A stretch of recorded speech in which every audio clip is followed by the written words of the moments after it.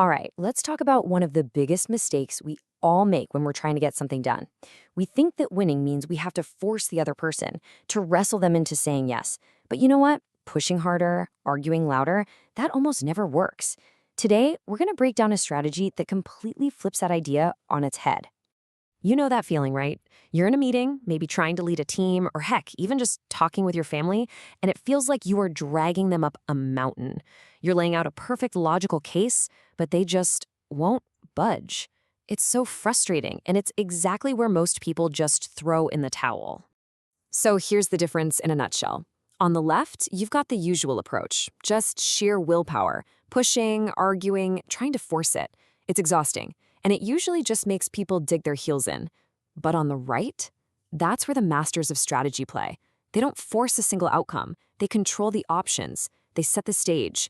It's not about brute force, it's about psychological leverage. And that brings us right to the heart of what we're talking about today, the host's trap. It's all about the power of what feels like a choice. See, real power isn't about pushing someone down a path. It's about building the path so cleverly that they feel like they're choosing it all on their own. So, what is it exactly? Well, think of it like this. You become the architect of the situation. People, we crave the feeling of freedom, of being in control. The host trap works by giving them that feeling. You offer a few choices that you've already designed, and in doing so, you satisfy their need for autonomy while making sure that every single road leads back to where you want to go. You're not controlling them, you're controlling their reality. This quote just nails it, doesn't it? When you're the one setting the rules of the game, when you're the one dealing the cards, it almost doesn't matter how well the other person plays their hand. They're playing your game, by your rules, from the very start. Okay, so how do we actually do this? Step one is huge. You have to become the host. Before you can control the options, you have to control the territory. This is a total mindset shift. It's about going from being reactive to being proactive. The goal? Make them come to you. Just think about this difference for a second. The chaser is weak. They're always reacting, scrambling to meet on someone else's schedule in someone else's office. They're playing on the road. But the host? The host is powerful. They dictate the tempo. They set the terms. They make their turf so important that everyone else feels like they have to come there to play. For a true masterclass in this host mindset, we gotta look at the legendary Japanese warlord Tokugawa Ieyasu. This guy understood this idea down to his bones. He didn't become the ultimate ruler by being the most aggressive guy on the battlefields. See? Instead of some risky head-on attack, Tokugawa played the long game. He used spies and rumors to weaken his enemies from the inside, creating confusion and paranoia. Then, he just waited. He had incredible patience. He waited until they were so panicked and unsettled that they felt they had no other choice but to attack him. Right where he was strongest, on his home turf at a time he chose. He made them come to him. Okay, so you've done it. You've become the host. They're on your turf. Now what? Well, step two is where the magic happens. You have to color the choices. This is the real art of illusion, where you create that feeling of free will. Here's the playbook. If you demand just one thing, you invite a simple no. It's a yes/no question. So instead, you offer a few paths. 2 or 3 works best. But, and this is key, you don't present them as equal. Oh no, you make your preferred path look like the most logical, the safest, the most beneficial choice. And you frame the other options as difficult, costly, or maybe even a little scary. For a really intense example of coloring choices, let's go to Russian history with Ivan the Terrible. He wanted absolute, total power. But he knew that just demanding it would probably get him killed. So he engineered a massive crisis. He literally just up and left Moscow, abandoning the throne. He left the country totally leaderless, open to invasion. And of course, chaos erupted.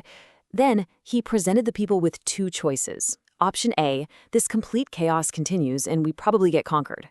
Option B, I'll come back, but only if you give me absolute, unquestioned power. He made the alternative so terrifying that the people begged him to come back and be their dictator. He got exactly what he wanted. Okay, this all sounds great, but I know what you're thinking. What about those really difficult people? You know, the ones who are just naturally rebellious, or the people who can never, ever seem to make a decision? Well, let's get into some advanced moves for them. All right, for the forced resistor, and we all know this person, the one who just says no to everything on principle, you actually argue for the opposite of what you want. And for the hesitator, that chronic overthinker who gets lost in analysis, you use a tactic called shrinking options, where you introduce scarcity to force a decision. The psychology here is just fascinating. For that rebellious person, their identity is all about defying you. It's more important for them to resist your authority than it is to get the best outcome. So by pushing them towards option A, their natural rebellious instinct kicks in and they'll fight you tooth and nail to choose option B, which was your secret goal all along. And for the hesitator, their enemy is analysis paralysis. They'll think about something forever if you let them. So by introducing a deadline or a penalty, this offer is good for 24 hours, then the price goes up, you create urgency. It jolts them out of their overthinking and forces them to act before the opportunity is gone for good. So, as we wrap this up, let's zoom out. The host trap. It's not just a handful of clever tricks. It's a whole philosophy about power and strategy. It's about becoming the architect of choice. It's about winning the game long before it even starts. I love this because it gets right to the point. Real, lasting power isn't about being the loudest or the most aggressive person in the room. It's about being the silent architect who shapes the environment where decisions are made, making your desired outcome feel like the most natural one. At the end of the day, here's the ultimate takeaway.